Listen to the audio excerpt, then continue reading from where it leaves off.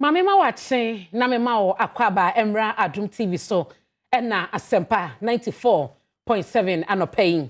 Ene ye ebobo so me ne da ya etoso miensa won fimpimienu ene aduonu mienu mu. Megidi si babia wo ne babia ne na bia ho ya anopayin. Na wotwi dwumadie ebra so biem ya betena se. Na wotwi mu no ensemben ene di ahim a ye beka se mu odru pa ya ewosi esisu biem. Na yedi mu nkomo na ye nyina nya ye ho ntiase wo nsem ni bi mu eno ene na wotwi na ye behwe ensem ahodo edian meje so ene abena poko a ahwenne na se ye hwe ensem no a ensemfo mienu ene ye beka se ye bedi ho dwuma no pai de di kan eye auditor general reporter odiaba eye 2021 de akowie chete 17.4 billion Ghana cedis ene sika eba no aban asoye ahodo wo mo de dwuma akontabuo eni ho woni nkrata kire se sika no yede ye we ebi ni ho saa asembisa ne de ye hye no enene se ekwan ben na ye fa so na auditor general ati dwuma ne ye se wo mo nwumade so beba mfaso na enkoba sa fibia no ye de report no beba o sika se na ye ntumi amu ho akonta sika se ne ye ntumi amu ho akonta mema breakdown no efi 2017 edeba ebesi 2021 dia abetodwa yedimo enkomo no auditor general report na mo ye nkita modi atoso mienu no wosembo ya mane se wo ba Ghana suapon akuku da mienu a ewo ha University of Ghana Legon na Kwame Nkrumah University of Science and Technology no ewo Kumase na amane na kire se programs a wo mo ye ewo suapon yi mu no bebro ahansia 600 ni akire na womo accreditation krata matumi se omutumi di sa program no edi dwuma ewo musuapo mu no aespa enye dwuma biem as far back as 2010 na ebi expire ma ye misa ye ho se enti no suapo ahodo mienu no omo ya we na akoye blame game bebrena no na eblemu eye GTech Ghana Tertiary Education Council no ese womo na ase womo nioma ye no ankeka ne ho anwie peye ena amia babedu babia yedru no ye bebisa se enough reasons a suapon yi mienu nyina no ade bebo wo mo ho de entia ama wo mu ni accreditation ewo programs a wo run no asembisa kese san di ho ne se anye bia no se program no omu ni accreditation ana tumi no na ebre no ISPA no se mabesua ye political science ena fan 2010 ena ISPA ye ena mebesua de 2011 umma me sabodi nkrata no a asembisa ne sabodi krata no eye dwuma eye credible anase etesen wenum ne ensema hodo bi anopai ye bedi mu nkomo ede ama wo ye ne mpanyifo bi na ebehwe san komodie yi ma ye twa ye ho emra na me ma wo hunu wo mo a ye no ebedi dwuma no na se ye hwemudi a na opanyi ba ko a obomodin ko Education Watch Africa wono ewo honom Kofia Sare ene mene no ebedi nkomo eno achi so no Peter Anti executive director edma ifest na Emmanuel Wilson chief crusader Crusaders Against Corruption womo ne no ebedi nkomo anopai tawno a yentinsim na yenhwe Kofia Sare ewo ho yeno no emo nkomo na yenhwe education from programs a university offer ya womo ne ho accreditation Kofia Sare anopai Adom TV Asempa FM yo moachi o Yada seni ebra wanya mayen die di kan ebeto dwa se over 600 programs a universities mienu omo ofa ewo hodom no omo ni accreditation ya womo ede ISPA no eye wanwa kakra sebisia aminsia osefo nyina na eye wanwa kakra isanse normally they are not yet animal we now yet free private universities and tertiary institutions one na efano universities kuku down say Lego and any KNUST there near Chibiano a bear one it's as in some you see upon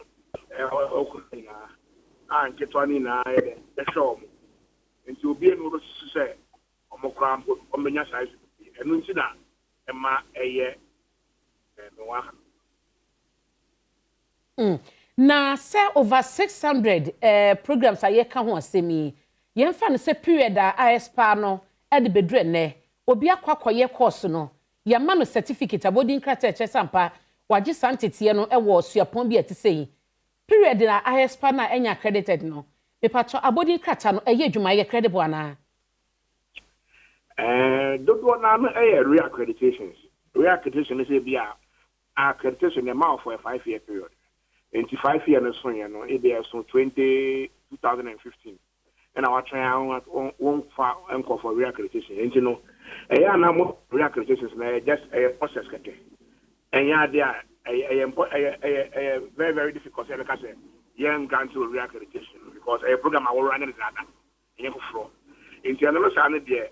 Ometina kona detect applying for or more regulated tertiary space now. I must suggest on the accreditation. Ometina retroactive accreditation. Say, okay, yeah, accredited and but a college it could be time and old one expire. Internet possible. In fact, and that is actually normally what happens. You know. There's no cause for alarm for some programs now. Existing programs are or more go through re-accreditation. The moment your program do on more a new cry or more go through initial accreditation campuda. Initial accreditation campuda. Now Omakakoye re-accreditation issue. Omona no want to mean determine say a budget for an engine because on onya accreditation in the first place. It is and we come there, then that would be the challenge. Sir, my year we may have cracked, but me name the ABC. And then the instrument castle on a automatic. But as those programs now called re-accreditation, normally they will grant you a retroactive re-accreditation. Na say you can re-accreditation na period ni ho a edema.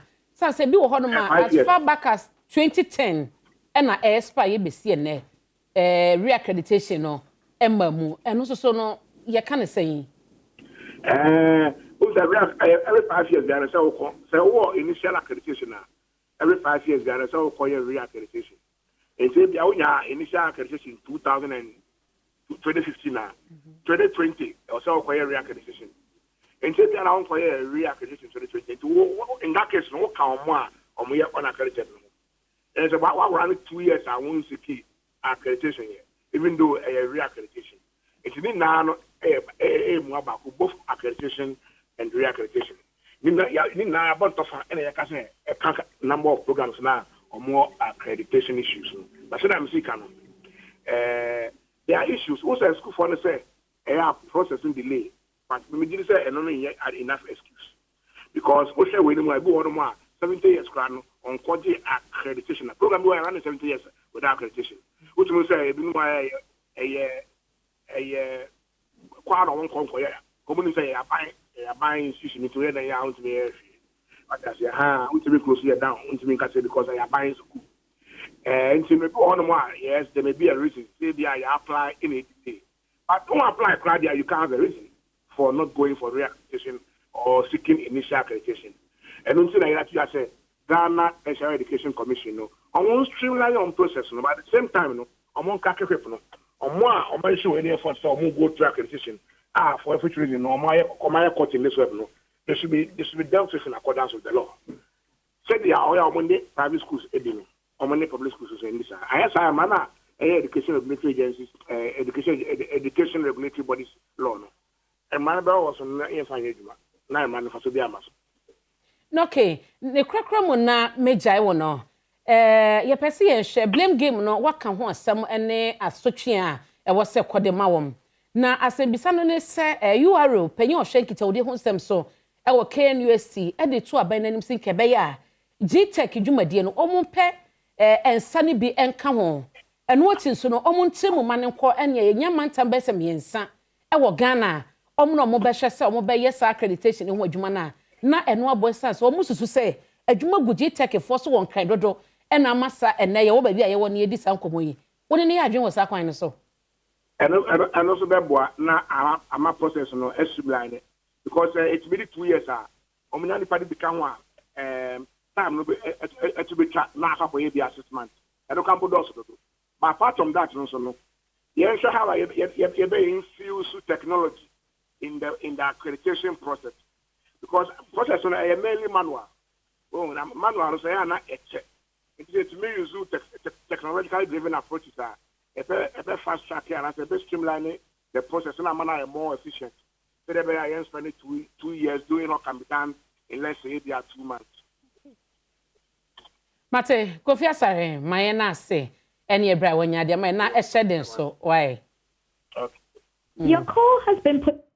Kofi Asare na woten nka no Education Watch Africa ono ne panya oda no wa maye enchimu kakra na emu nkomo no edroso esan se wo hwa enchimu ahodo abani nyina no ekeka bomu a na kwan bi so no suapon ahodo no ayemfomso se yede etu asomasi na obenten so ye wefum so no na wo chese osaso twi ekode ma wom mame ko twa me homra na okay entino mayenko pitanti ho na yene no so eni nkobo kitawodi ekro ya eba no enwomasuamu a na yene no enhwe Peter Martin mejo so madam ye da se no bre na me da no pam gidi se bibia da boko ya me adum bibia ye boko e de rade ase na as say emphasis on your educationist na wo beti say over 600 programs are universities omo running enye accredited and as omo koje re-accreditation no emmo munya satumi no wote ye no ye surprise and as yade a wonim dada madam say manye surprise because medical no the report no answered number of the courses are here re-accreditation and a number of the courses new running in the system I wasn't call for accreditation as a normal starting. I see a distinction between these two because the problem ever. So course be error there's a investing error and course be and normally no as number starting also call for accreditation. In some accreditation, then they are able to run these courses. Accreditation in period last year, I saw a driver's license. So after maybe I think 2 years, we are also renewal driver's license. So after 5 years, there's a program we submitted for re-accreditation. Now the problem now, that period, it takes time. Answer now when you're re-accreditation. Now once 5 years there last, by that time now what as students almost hear that course. So you submit your documents again for re-accreditation. Now students are still on the program. No, how you handle it is a little bit technical. And mostly, you will see say universities will not ask the students to go home and then wait for an re-accreditation to be done before they continue the program. They will keep running, hoping say the institution now are more to re-accredit the program or ever accredit. Not to say at 12% year. And for me, and I said on several platforms, for me, re-accreditation of programs is not any problem. So far as the program has been accredited, now I go through re-accreditation process now. If the program is being run, I don't think it's a big problem because Sewokasa will stop it, the run of the program in between the mess and after the problem will be creating bigger than even what Professor will solve. The problem is with programs that any accreditation at all universities run, and I think that is where the bigger problem is. And in that case, I think inappropriate. They would do that because technically you are supposed to wait for your program to be accredited, and then you would have the opportunity to advertise, enroll students on it, and then start running it. And komodi ba ye no, ekwakoye empreto so, we preto ne yonko so na we aprato ne yonko so. Nti akoye JTech na universities yi. Obi bisa se die na ebema asikwan se JTech for be yo madwuma na ebra no se mfie no bia bia omo be apply application na bedru no be yeso adwuma ntem no mo nsa ka wo mo accreditation documents delay no sha ehine free. Oh, Obia nim accreditation process na bia per chance no working with an institution or more accreditation will tell you say the process no one canvas and who's mechanic tin enye ade that form. Again, GTEC surface nam friend National Accreditation Board ne GTEC almost said that need staff for almost hear these things. Consultants normal form, so they go to the universities and other professionals. Now, almost selecting the normal, almost check the documents now was submitted for accreditation, and then the same team will now move to the university and after the institution, to check NEMA more documents, and they want to see it themselves. So they want to look at your resources, your offices, your staff. Your library and all those things are more indicative or documents someone. Then after that one, they go back and then put a report together and then recommend say you are giving the accreditation or not. So you see that the process is very cumbersome. And now because they are not using their staff, they say me over me consultant say me accredited Yi MA1. Because maybe I'm missing my juma me and I'm here part time, it take time kakra. So normally it takes a longer period to get accreditation, and that's why I suspect that when it comes to reaccreditation, now the universities don't wait for them for their programs to be reaccredited as an almost to us running because it is foreseen. Who check it, you are supposed to apply for reaccreditation a year before it elapses. So it is foreseen when you apply. It will take a longer period of time, and it's simply because of the processes now. Make sure when say they have a core staff, and then most of those who work on the accreditation documents, are those who are seen as consultants or more investors. Again, another thing is why we seem not to really take notice of NSL in the university system, and this I'm talking for the public universities. In the public university system, they have what we call the academic board. The academic board always sits on every program that is designed by the various departments. It's almost who designed program it gets to the university's academic board.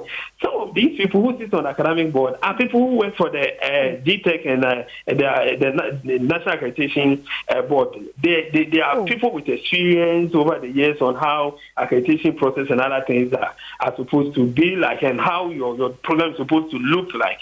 And see, sometimes when the university academic board action program is normal, this program is okay. And then the document leaves the university.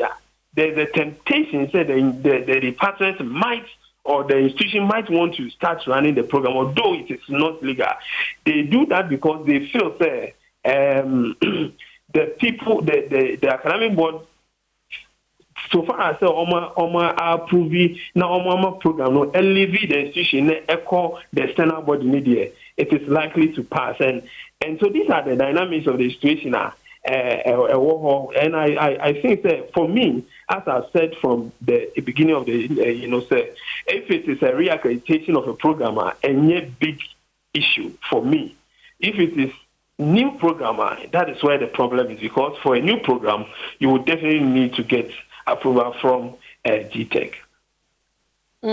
Na yen share DSC no so be beka say adidem kakra ewo universities no wo mu dibia ene eja animonyama ekita wo mo no obeka say eso ate kakra sansa wo hwe de be na ka ebu no ma be hu survey tumi ba yeso University of Ghana na se KNUST eba no Africa o mo to so sei ni ade na auditor general support ebeka sa asem wo ya ye fa no sa keke se enhyeda enye ade ye hu bia sa because no more accreditation no dada. Yeah, that is because it's a what process na say that is how you talk, and that is why I said for me until I make me dear what the process is na say I know any inform me how you would talk about some of these things. So but you jitu say identity hello you jitu say identity of image kakra. No, yeah, it's you see the way that the thing has come up, no, and now until I make say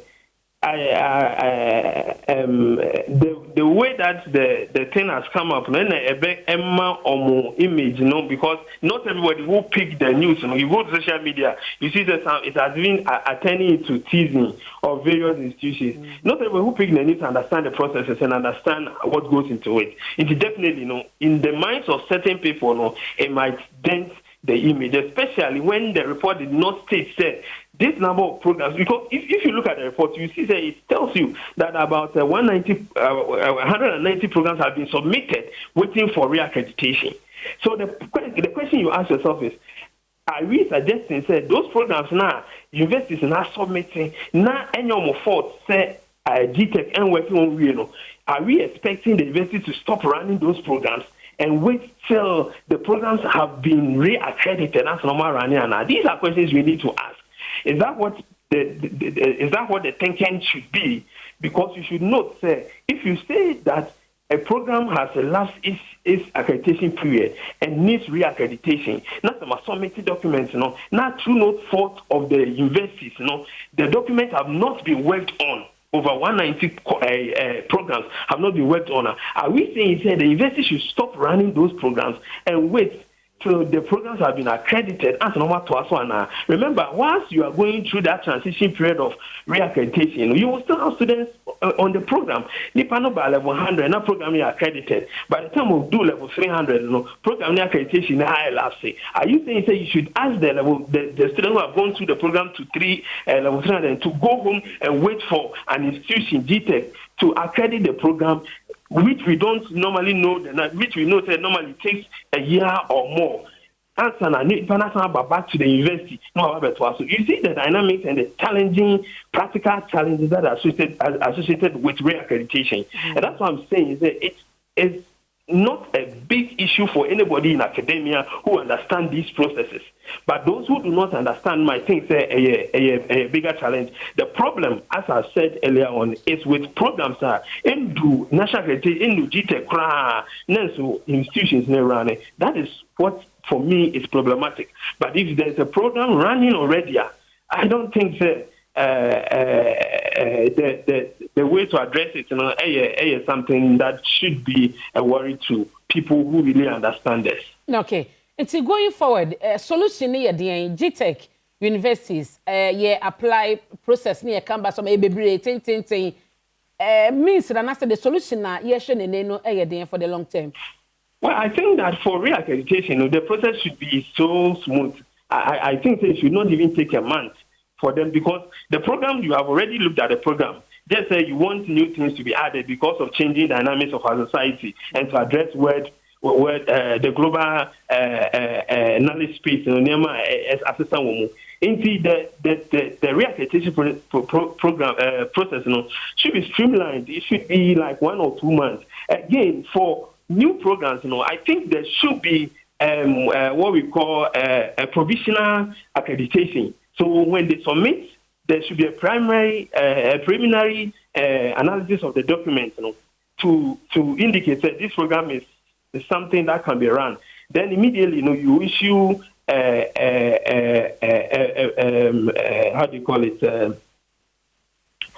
provisional accreditation to the institution so that they can start running. Yeah. Then you take your time to look through. So it's all about streamlining the processes.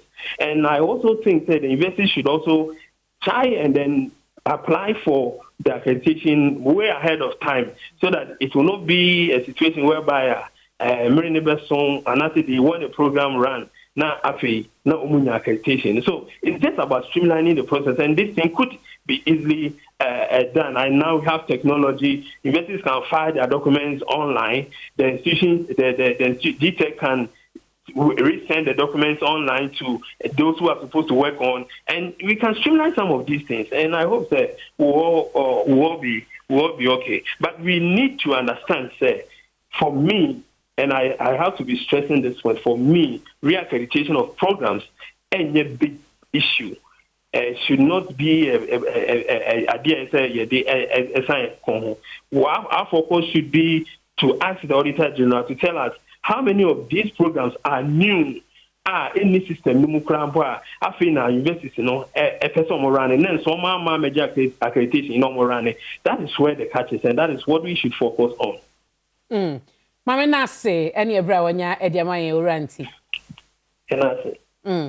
Peter Auntie na wote ne ka no I first eho na owo na ni nyina no eye enwumasua abodi nkrata ye yekosua pa hodo kosua ne yekokoje meba efi he ya na ye bedi enkomo na Erica J oyese ne bre no obekọ be se 8:45 ese odi meka 20 minutes sansa fia na wo ban ti odi be shem ansa na wakọ sa ne be no akwaba bokọ de nyame adom so be ho ye pa na Nnawotwi so no opanyi bako miame honorable ono so ha na menya hu no afi na se afi na ma hu no ti no honorable Bernard Martin mejo so aburu akwaba nso ya na baby ofre obade adaroma you're sorry anti atenka boni bia moje die mu afurusane abusuafo sorry diakanaka Mate, me de be chase wo ho ye hwe KNUST na University of Ghana koma yedi ene eye abodi krato modema program sa omo rane say reaccreditation omo enie briefly na obeboso de na obeka. Okay, but me fa kwanya odi ama me no pay na me chia Ghana for algebra hwe ya no pay because e betina fidie kese so na ye kasa. And most especially Adom TV ne Adom branch mo ko akiri papa je betina say na say hunu say ye ne animdifo na kasa na ye ne atitire so na kasa enti ye ba na say ye chia wonom na ye da wonom ase say wonom gibre so hwe ye no mutuyefo ti ye be chia wonom agibra hwe ye anopai me chia me nu Erica J no ho ya yefe amamu opa na adodan kwa kufuado odi ato Ghana for yesu me nu ho ya yefe last week my name is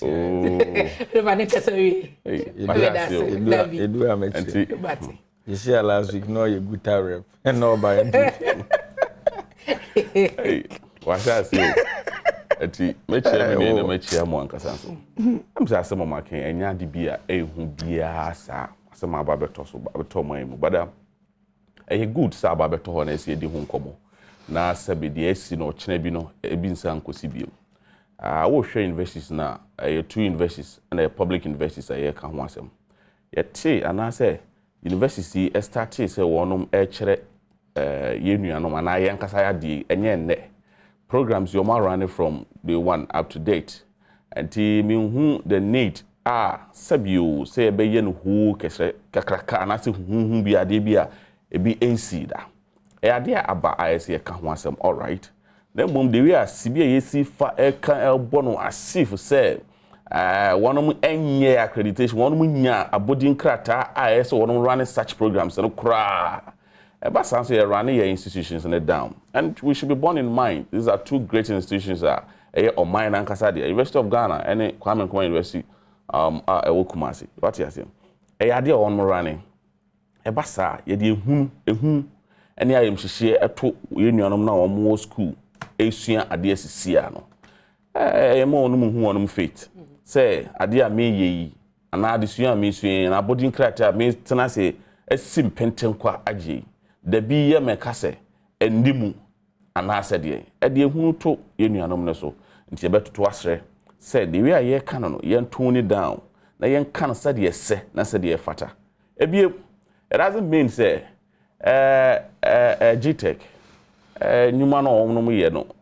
Ghana fo eni nje anase Ghana fo eni jini nyina ho sabe money universities na ye adwuma and I like the submission of the last person who spoke or say institute adia one more running data and na institution GTech no so no onum ni say ye institution be asset ya ye in-house staffs are ye no onum ye adwuma omo high consultants no mo no mo ye adwuma and consultants no omo so omo nyuma onum ye to omo ye we na part time ye besre so waji bibi says part time adwuma na obeya there are standard operating procedures that you need to follow and get it done right adia akwakobe menya social universities no and I apply for reaccreditation and that we know say universities no they have bodies that regulate your activities me kakra me koko suaye no menim say o ko university and now run university ye wo schools ewom enti wo ko school no and be take care of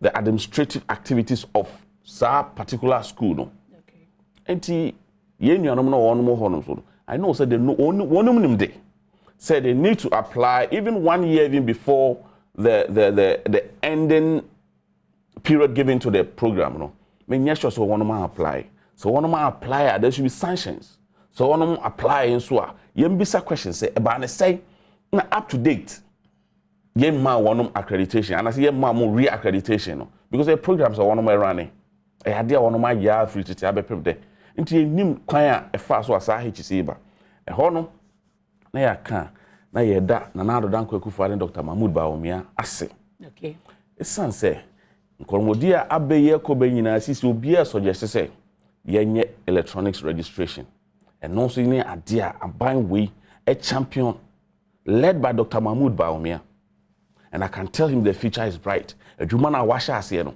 otu no ho si wo so osom ne man Ghana sabe papa wait me ko adwuma no pa 5 am obebe fia be about 3 am ni nyina your mind no ho don't eniem o menua na so ko upon 10 the anka dollar in America we upon say Bernard Mitio enti ye be hye nkran say dwuma pa e no wafa oyi on hye ye hye nkran on mia no ho on kɔ nanim na Ghana be ya de bia fan for ye wase me ye ka wose wonso onye nipa waza ye wanso na ye wa form man ato na koma so na gradually we've moving systematically you see you're moving from 1 2 ye de any so hwe ho ye be sre say institutions no munyina mo ma embrace na yenye na Ghana ye build me da say Bernard Odronya kon e na wote nenka no MPP communication team no oka ho Eric net thing nyame adom and nyame ase me chia me nua Bernard a week today me no na the share my sister station UTV but your call no was a good rep ma'am ko hose good rep as a businessman say to that be na o chire mama me na say mama kan da me ba so as a businessman me ko as businessman me tie me teacher okay me businessman me tie me nya me nya kwalista me sofo me nya sofo me a businessman nti ni ye hia business rep man akota na business no say guta oye otiase no ano no nti tuntro na utwa nti omo pe na no mpese omo pe se yemi enu no last week dey no gina homa guta no na ogina me nyina homa guta Eric Butio politics asemo anofa dey me fa akwanye so na me senior Abbas no reading Ashanti region the communications officer and na your birthday me mana wodapa ya menka no ho na omwo ne ho ban oni na busia na eno aso me nsen nyina ho nse me hye brisie and I can say tuntum no former chief of staff Julius ni free her meba o ya ni nua Cambodia ono nso ye na yakwa akoja ne kwan ya mabusia ni nyina ya akọ ne hyede. And then so come a class at Ghana Law School. Your mates back or car baby Belinda last week, 29th. And also my class for Mobile so many. Na yakwa chiche busiane re. Yama busiane nyina nso yako. I mean about with the issue of Auditor General Jumedia Odi. Ne institutions are yenim se omo na ye omo a I was the right thing. My follow no so a one bedim. You see, a kind of institution like your tertiary institutions now. Auditor General no why can why no mean a kwajo munim the free buy. And he said at times say audit service no indict if it is say your universities need a can house and we need not to take it to be like lights architect. The question is why am I in charge of those things? Say, in order, or tertiary institutions. Because maybe I kwakoji there be bo mind there. You can't just be seated and do things anyhow. Because this same tertiary institutions in the country will be a master's program or on a weekend. Say any chrono, be a subject you on one class bear 5 times crocodiles and it make us a man intro. It happens. And I know some of my colleagues are the idiom. And to us institution no common registration I also with me supervisor. And mom you be a training fees are all running on. What now I say went to me at the end of the day report are being that so then you come out telling us say even no mom we in charge in a crown no most of the times no share the home offices in the Nina Munyaka. Embarrassment on you. I didn't hear. No, you see, the academia and the respect for the academia is different. And don't think I hear a man of you know. Say a banner, a man of summer. I thought that winning baby, I make a safe friend, some about winning the Minia Bernard Becker. But you just almost young academia. We should go and seek for your knowledge. What am I saying? So people expect a lot from them. It's the embarrassment on them. They should sit up and make sure, say, Bibisa the NCBM. Just imagine, say, may a program be one of those schools. Now, Auditor General report about. Makwa for full report na kind. Near some crime course na me corana school no cranon register. How will you feel? You be so embarrassed, and I'm a boy. So at the end of the day, no, or more kasa ninchimu no one day banner, and yet cure, and my remedy. The only thing is that you do the right thing at the right time. So they should make sure, say, they need for no, or more in a summary. Now, the next Auditor's General report, that is not fair. Because the report, no, executive summary, makumu kakra. Which means Ghana and I are a problem. And the problem is procrastination. No? That is our problem. Okofa, if in 1992, ba Auditor General reporter. Baby, the crowd when the same bro from in 92, and one 93, and one 96. So what you say? So the question is, what do we do after say results in Abano? Reports in Abano. So we all have to take a positive step towards Auditor General's reports. Okay. Na zil na ye de be shemu no ye mamunye du se de be ya. Ye nye ne se de akoye cyclical something. Afesum bi ya na ye de beba. Ni aba multimedia e be debate ya ni e pie ni e ko. That is how it is now. And when tina ye wo hey. Ye discuss last year de na wi. Asebisa no ne say beka say de ye nim no ye den he na ye ko. Because anya hwe in 2019. Yeah. Daniel Domilovu ebo moden ma base 66 million Ghana cedis retrieve ye. Bano set charges in disallowance or ye no.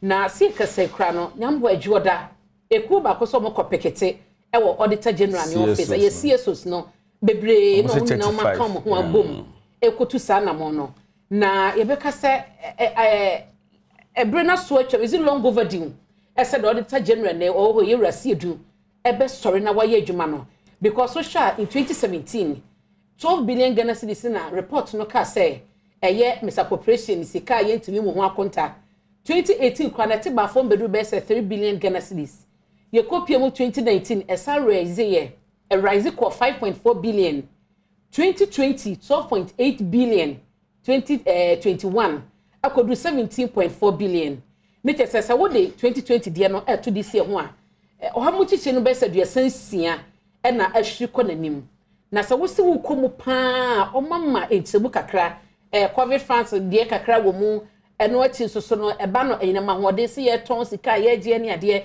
eno so kakra wo mu the way forward e ye de yen kinkan ne se ya na ye sorry anase etisen mama hyase we record na me saw way forward ne ye de ye kan we no anhyase ne anhyase 2017 one say eba ne Auditor General adwumadi a odia the 1992 Constitution, no, and a man akwenya. That is Article 187. And he say all kind the whole article now. The Auditor General have enough of powers. Ya odidi nijuma. But the legitimate question na yebusa ye hone say after say what di nijuma di na wi no. Ekokusi sen. Like I indicated. Afibia so Auditor General report beba. Politicians, you ever better say discuss it. Near boy blame game, near sorry record. The next report to come. Me no kazasi you were the Audit Service Act, Act 584. And non also when you media edibo nyema we nyinamu. But me who from different perspective. I think say now there's a bill in Parliament. Audit Service Emrana person more pass my internal audit service for no. Once all these things are age in the debano, auditor general debano. Internal audit within various organizations, you know, a conduct or more auditor, or 90% of this. But the problem is, nipa no internal audits na or staff or that institution, no. Or can part of the internal management body, no. So at the end of the day, me Bernard anyway juma, Bernard the manager, me internal audit, me na me head. Ye nyina juma ba akona ni tua yeka ye daily everything we do it together say me ko hu chimato wo Bernard juma di ho a it will be very difficult for even the same organization or institution to say charge my brother here. And I think they should decouple internal audits from the operations of all those government agencies now. Now you more the powers to do their own things. Now you more the prosecutorial powers to say the attorney kind of say auditor general all those powers now with him didn't do man. Because at the end of the day, say your father route now a bit me severe kakra. And na ebi me hu no so say ye mra na e didi say adwuma no so e wo say ya sanhye mukena in a way. Because if we know say ebia okofa the Audit Service Act no na nipa no say ya ka bibia afa no ho a o be 60 days. So the response be ba na so be challenge we any high court account. But all those laws are there, but amount for any in this so enya ba ya ebi abontia na kokua ba na maba ya kwa akofo 1992 kra na the whole Ghana auditor general report no na Ghana ya hwiri se ye kra de na swati akofo na adane debate nti na ehu de ne penso e take off from na de te basro. But the issue is was seeing the holistic approach. What cited from 2017 till 2021 reports. I say the year Kenya all borders on leadership. It borders on leadership because where you focus is say you're a leader. This is my direction. This is how to go at Ebeman near Maswatia. You can. It's the main character they make the famous speech from His Excellency Nana Dankwa-Akufo-Addo. Okay. Wamra near Denisia Konya so no so Obabe boy a public person who buy so kaipa. Me too. And the person no mamene who share because as of today, Auditor General, the ama yehu increases ewo reports na financial irregularities no. Uko to them level. Read a lot. Once after say Occupy Ghana echo court no. Based on Occupy I can say Auditor General sense him no. Supreme Court and as a court about time can people say age no ewo ho kwan say or say charge any disallowance in the keka ho nyina. And you could see say onya had that powers no the level by no or start and or champion in the right direction. So a lot of people became so excited to the extent to say President Akufo-Addo crack or born abasu baby. The mistake okoye nyina ne say okopesi na na ya wasafumafo. President Niamba Akwa on any free Eastern region Achempetemo senior minister and only two men penny for. Aden ya ye kokofa company bi ba friend crew and associate.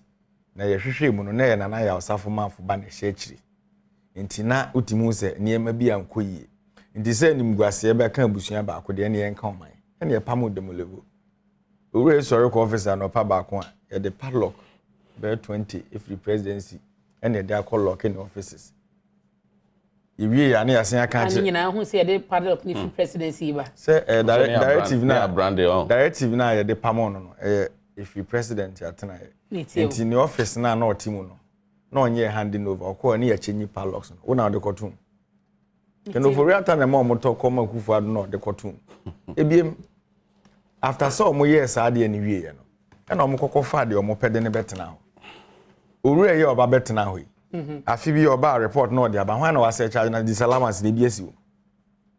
And with the issue where the pamon dem level no ni age aso so call retirement me boa ene me no kasa ban we mu contractors nko a Oko pension pay ni amount contract.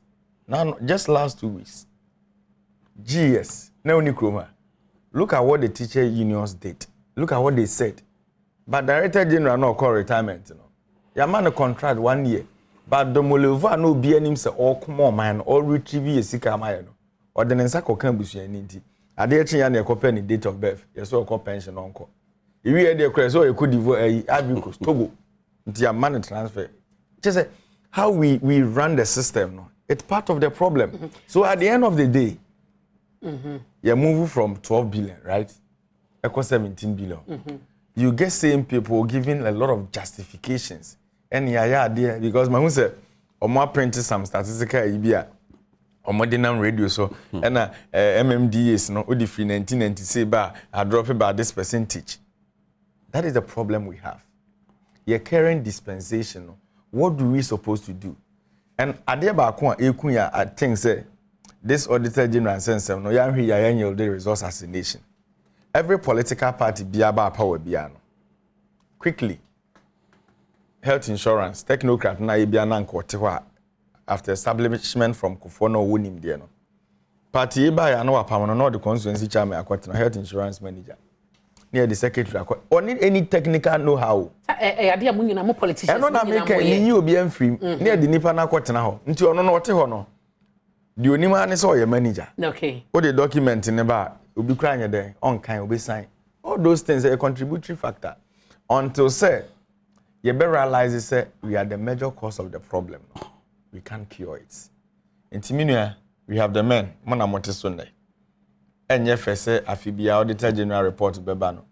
Na Sika Eshi Gukwa Ese Kwa Ekonenim. Offer this year, dear.